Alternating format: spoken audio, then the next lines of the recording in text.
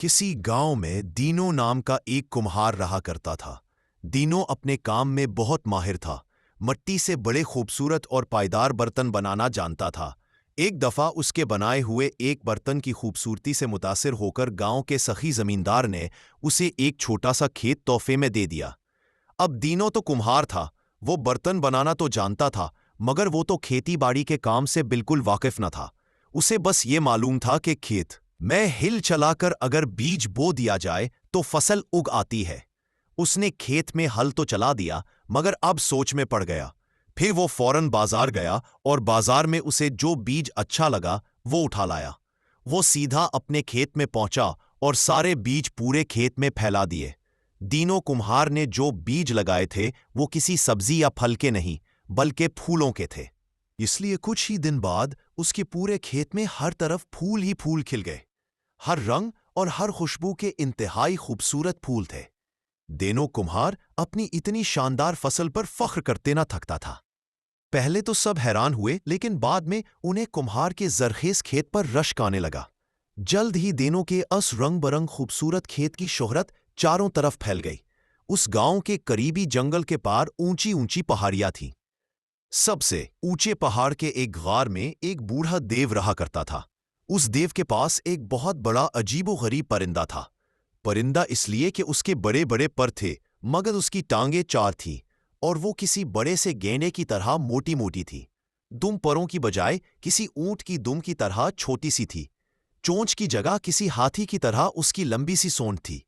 اس پرندے کا جسم بہت بڑا تھا، مگر وہ اڑتا بہت تیز تھا۔ ایک دن یہ پرندہ اڑتا ہوا دینو کمہار کے کھیت کی طرف نکل آیا۔ اس نے جو اتنا خوبصورت کھیت دیکھا تو اس کا جی للچا گیا۔ وہ دینو کے کھیت میں اتر گیا اور پھولوں کے پودوں کے بیچ اچھل کود کرنے لگا۔ اسے دیکھ کر دینو فوراً اپنے کھیت کی طرف بھاگا۔ پرندہ اتنا بڑا تھا کہ دینو ایک ہی نظر میں اس کو پورا نہ دیکھ سکا۔ ویسے بھی پھولوں کے بڑے بڑے پودوں کی وجہ سے وہ اسے اچھی طرح نظر نہیں آ رہا تھا۔ جب دینو نے اس کی موٹی موٹی ٹانگوں کو دیکھا تو سمجھا کہ گینڈے اس کے کھیت میں گھس گئے ہیں۔ جب وہ تھوڑا آگے گیا تو اس نے پرندے کی سونڈ کو لہراتے دیکھا تو سمجھا کہ اس کے کھیت میں موٹے موٹے کیڑے گھس آئے ہیں۔ وہ سوچنے لگا کہ اب ان کیڑوں کو کیسے ماروں۔ ابھی وہ یہ سوچ ہی رہا تھا کہ پرندے نے اڑنے کے لیے اپنے بڑے بڑے پر پھڑپھڑائے۔ ان کی وجہ سے ہوا اتنی تیز چلی کہ دینو اڑ کر دور جا گرا اور بے ہوش ہو گیا۔ جب اس کو ہوش آیا تو پرندہ اڑ چکا تھا۔ دینو کو یہ سب خواب سا لگا۔ وہ چپ چاپ گھر لوٹ آیا۔ چند دن بعد وہ پرندہ ایک بار پھر دینو کمہار کے کھیت میں گھس گیا اور پھول کھانے لگا۔ اب تو دینو کو اس پر بہت غصہ آیا اور وہ اسے مارنے کے لیے اس کی طرف لپکا۔ دینو کو یوں چیختے چلاتے دیکھ کر پرندے نے بھی وہاں سے بھاگ جانے میں ہی عافیت جانی۔ جب وہ اڑنے لگا تو دینو کے ہاتھ میں اس کی چھوٹی سی دم آ گئی، جسے اس نے مضبوطی سے پکڑ لیا۔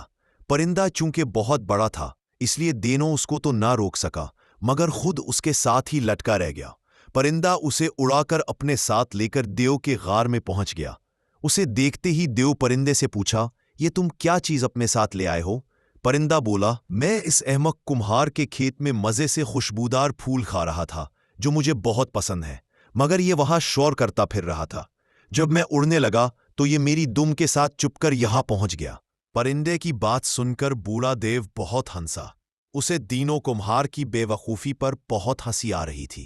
دینو خود اس وقت غار کے کونے میں دبکا خوف کے مارے تھر تھر کانپ رہا تھا۔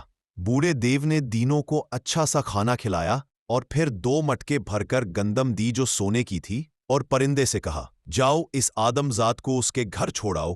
جب دینو واپس اپنے گھر پہنچا تو اس کی بیوی نے پوچھا، تم صبح سے کہاں غائب تھے؟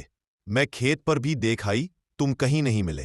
جواب میں دینو نے گندم سے بھرے ہوئے مٹکے اسے دکھائے اور پرندے کی ساری کہانی سناتے ہوئے بتا دیا کہ یہ ساری گندم اسے ایک دیو نے دی ہے۔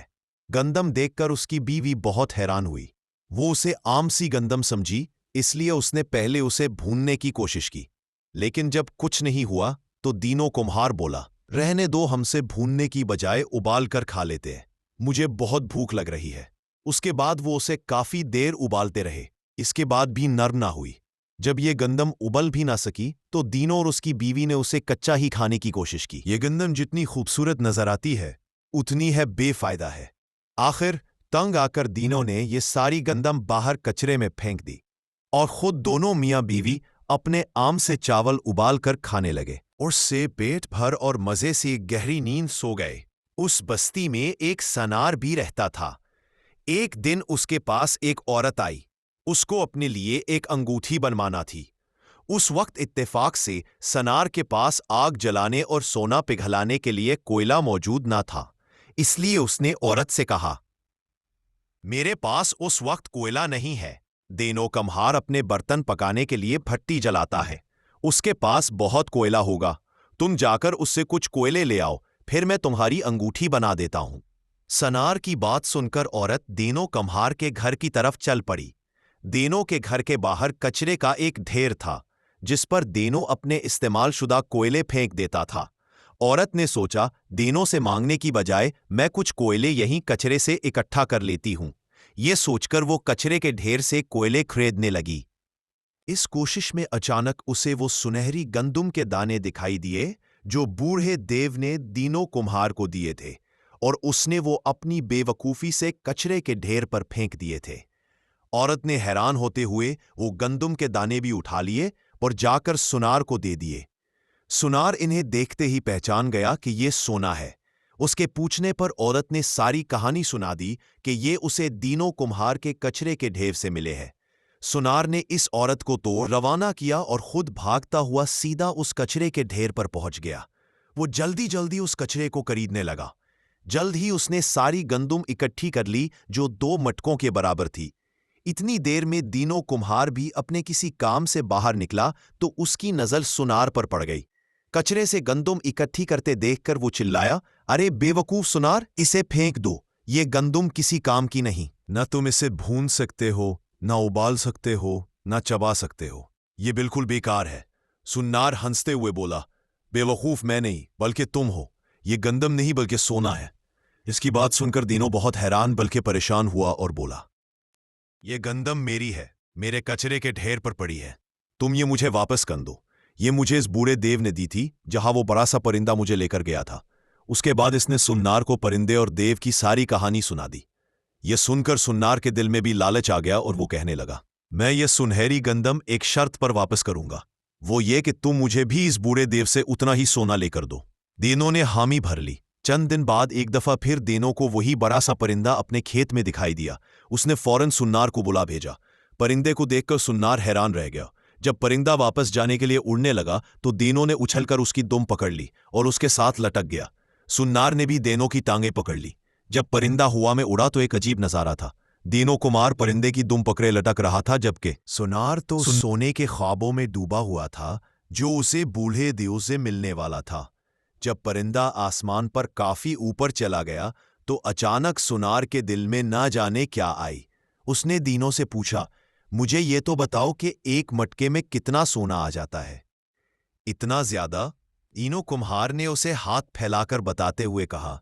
जो नहीं उसने हाथ छोड़े, परिंदे की दुम उसके हाथ से निकल गई और दोनों तेजी से जमीन पर वापस गिर गए। सुनार पहले गिरा और दीनो उसके ऊपर। सुनार तो जमीन पर गिरते ही मर गया, लेकिन दीनो चूंकि उसके ऊपर गिरा था इसलिए वो बच तो गया, मगर उसे काफी चोटें आईं। वाकई लालच बुरी बला है। सुनार ने सोने की लालच की और उसको सजा मिल गई।